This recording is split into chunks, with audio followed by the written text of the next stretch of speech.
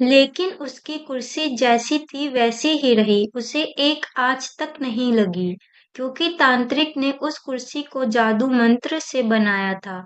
यह बात किसी को भी नहीं पता थी कि वह तांत्रिक मरने के बाद भी नहीं मरेगा। गांव वाले अब खुश थे कि अब हमें किसी भी बात का डर नहीं है।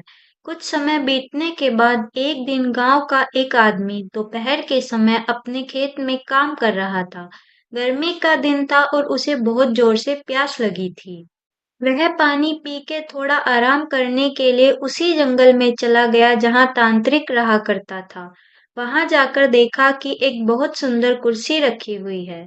वह देखने में बहुत लुभावनी कुर्सी लग रही थी, मगर वह एक भूतिया कुर्सी थी।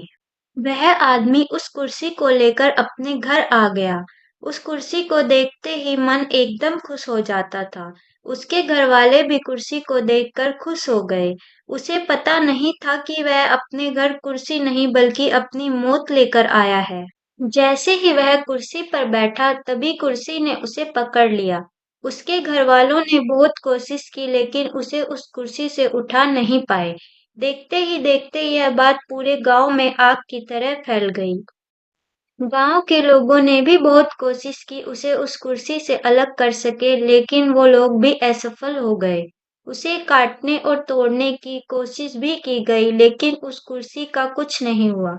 थोड़ी देर बाद गांव वालों के सामने ही उस कुर्सी में अपने आप आग लग गई। देखते ही देखते वो कुर्सी जलकर राख हो गई और वो आदमी भी तड़प तड़प कर मर गया। उसके मरते ही वो आदमी और जली हुई राख सब के सब गायब हो गए। ऐसा लग रहा था कि यहाँ कुछ हुआ ही नहीं है। तभी से ऐसी घटना हर 2 या 3 दिन पर गांव में होती गई। कभी कुर्सी तो कभी टेबल तो कभी खटिया बनकर लोगों को लुभाता रहा और उन्हें तड़पा तड़पा के मारता रहा।